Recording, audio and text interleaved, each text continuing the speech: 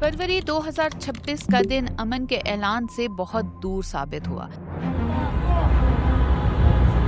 US and Israel unleashed a massive joint strike on Iran. Oh no. अचानक एक वसी पैमाने पर फ़िज़ाई हमले से मशरक़ वस्ता की फ़िज़ा गूंज उठी। अमेरिका और इसराइल की मुश्तरका मुहिम, जिसको नाम दिया गया था operation epic fury. Operation Epic Fury. Operation Epic Fury.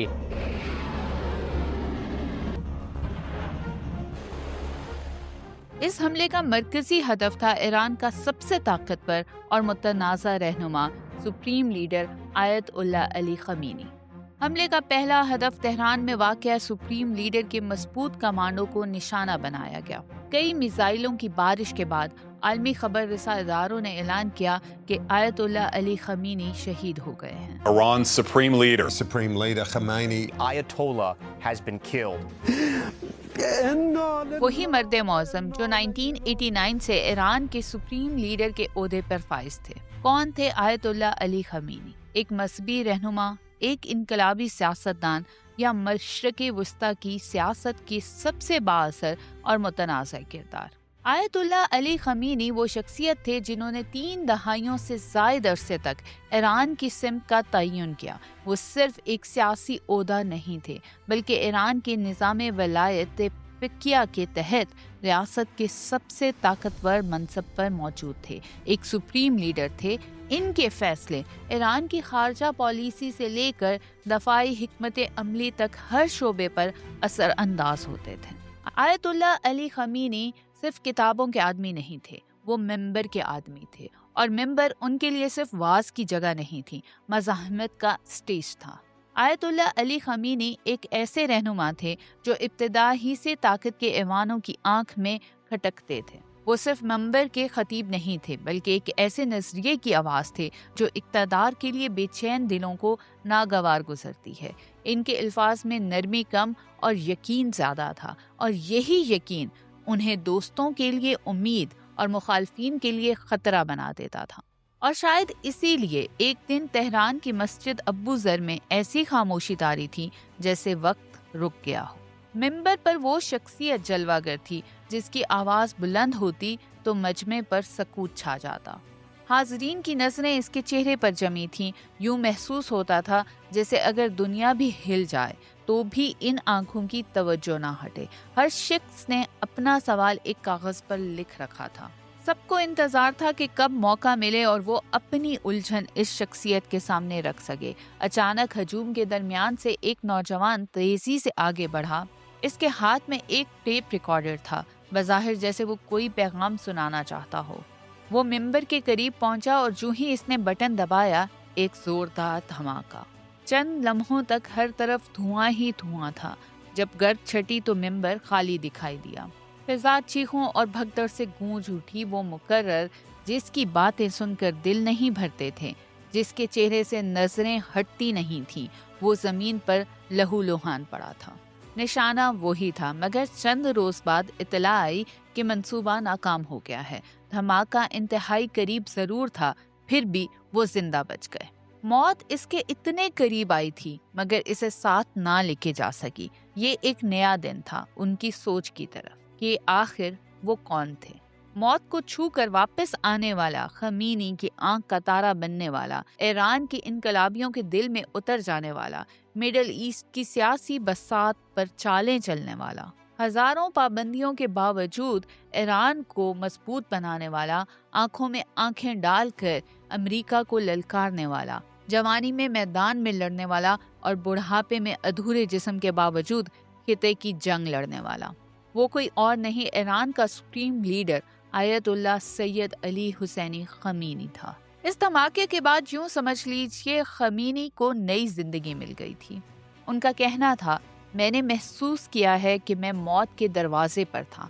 मैंने सोचा कि मैं क्यों बच गया हूँ।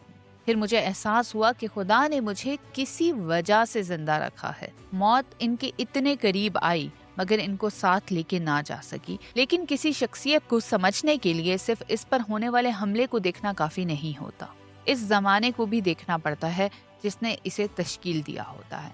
آیت اللہ علی خمینی کو جاننے کے لیے ہمیں وقت کی سوئی کو پیچھے گھمانا ہوگا۔ ایئر 1918 کی طرف چلتے ہیں۔ پہلی جنگ عظیم اپنے انجام کو پہنچ چکی تھی۔ وہ سلطنت عثمانیہ جو صدیوں تک مسلمانوں کی سیاسی وحدت کی علامت رہی، اب ٹوٹ پھوٹ کا شکار ہو چکی تھی۔ تقریباً 600 برس پر محیط خلافت اپنی آخری سانسیں لے رہی تھی۔ مسلم دنیا بے یقینی اور انتشار کے دور میں داخل ہو چکی تھی۔ برِ صغیر میں محمد علی جوہر کی قیادت میں تحریک خلافت شدت اختیار کر رہی تھی، مگر 1922 میں مصطفیٰ کمال اتا ترک نے باقاعدہ اعلان کر دیا کہ خلافت کا باب بند کیا جا رہا ہے۔ یوں ایک پورا عہد تاریخ کے صفحات میں دفن ہو گیا۔ امت جو ایک جسم کی مانند تھی، مختلف قوموں میں تقسیم ہو گئی۔ اسلامی خلافت کی جگہ قومی ریاستوں نے لینا شروع کر دی۔ دین اور سیاست کو الگ کرنے کا تصور عام ہونے لگا۔ جو کل تک صرف مسلمان تھے، اب وہ ترک، عرب اور ایرانی کہلانے لگے۔ مغربی قوتوں نے مسلم قیادت کو یہ باور کرایا کہ ترقی کا راستہ سیکولر نظام سے گزرتا ہے۔ مذہب کو نجی معاملہ بنا دو، ریاست کو اس سے آزاد کر دو۔ ترکی میں اتا ترک نے ایک سیکولر ریاست کی بنیاد رکھی۔ ایران میں پہلوی خاندان نے مغربی طرز زندگی کو اپنانا شروع کر دیا۔ سماجی اقدار بدلنے لگے، لباس بدلا، شناخت بدلنے لگی۔ لیکن تاریخ ہمیشہ ایک ہی رخ پر نہیں چلتی۔ اس انتشار کے دور میں کچھ آوازیں ابھریں جو اس جدائی کو ماننے پر تیار نہیں تھیں۔ وہ کہتی تھیں کہ دین اور سیاست الگ نہیں ہو سکتے، بلکہ ایک ہی حقیقت کے دو پہلو ہیں۔ مصر میں حسن البنا اور سید قطب، برِ صغیر میں سید ابو الاعلیٰ مودودی اور ایران میں آیت اللہ روح اللہ خمینی۔ ان تینوں شخصیات کی زبانیں ضرور مختلف تھیں، لیکن مقصد ایک تھا۔ ایران جہاں ایک طرف مغرب زدہ حکمرانی تھی اور دوسری جانب مذہبی بیداری کی لہر، اور اس نظریاتی کشمکش کے زمانے میں مشہد کے ایک دیندار گھرانے میں ایک بچے کی پیدائش ہوتی ہے۔ ایئر تھا 1939 اور اس نومولود کا نام رکھا گیا سید علی حسینی خمینی۔ یہی وہ بچہ تھا جو آگے چل کر انقلاب ایران کا اہم کردار بنے گا۔ وہی خطیب جس پر مسجد ابو ذر میں جان لیوا حملہ ہوا تھا، اور وہی رہنما جسے دنیا آیت اللہ خمینی کے نام سے پہچاننے لگی ہے۔ یہ دوسری عالمی جنگ کا زمانہ تھا۔ دنیا ایک نئے نقشے کی طرف بڑھ رہی تھی۔ برطانوی سامراج کا سورج ڈوب رہا تھا اور عالمی قیادت دو کیمپوں میں تقسیم ہو چکی تھی۔ ایک طرف سوویت یونین کا کمیونسٹ بلاک، دوسری جانب امریکہ کی سرمایہ دارانہ جمہوریت۔ ہم کہہ سکتے ہیں کہ یہ وہ وقت تھا جب سرد جنگ سٹارٹ ہو چکی تھی، لیکن مسلم دنیا میں کچھ مفکرین اس تقسیم کو آخری سچ ماننے کو تیار نہ تھے۔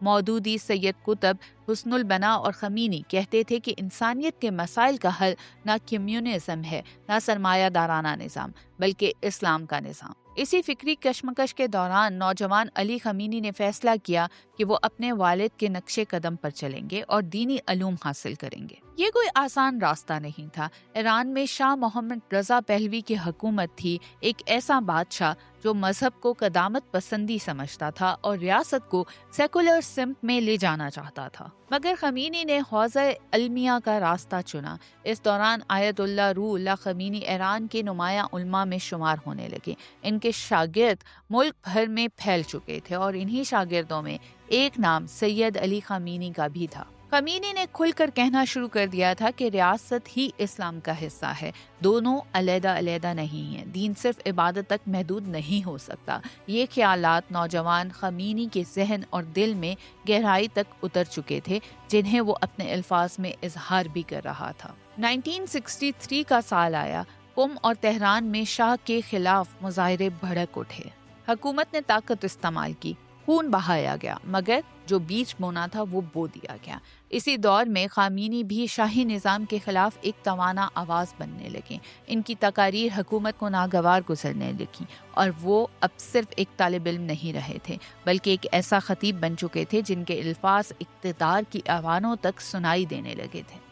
ان کا کہنا تھا، ہم اپنے اندر وہی چیز رکھتے ہیں جس نے پوری انسانی تاریخ میں معنویت کو آگے بڑھایا ہے۔ وہی طاقت ہمارے اندر موجود ہے، ہمارے اختیار میں ہے اور ہماری قوم کے پاس ہے۔ وہی قوت جس نے اللہ کے انبیاء کو اپنے زمانے کی طاقتوں کے مقابلے میں کامیاب کیا۔ 1963 کا سال جب شاہ کے خلاف احتجاج ایک باقاعدہ تحریک میں بدلنے لگا، اسی سال آیت اللہ خمینی نے ایک اہم ذمہ داری نوجوان سید علی خمینی کو سونپی۔ انہیں ایک خفیہ پیغام مشہد کے سرکردہ علماء تک پہنچانا تھا۔ حالات نہایت کشیدہ تھے، شاہ کا غصہ اپنے عروج پر تھا، مگر خامینی نے یہ مشن خاموشی اور کامیابی سے مکمل کر دیا۔ وہ یہی نہیں رکے، برجنڈ پہنچے، خمینی کے نظریات عام کیے اور پہلی بار گرفتار کر لیے گئے۔ رات جیل میں گزاری، ممبر پر تقریر کرنے پر پابندی لگا دی گئی۔ اب انہیں اندازہ ہو چکا تھا کہ یہ راستہ گرفتاریوں اور نگرانی سے بھرپور ہوگا،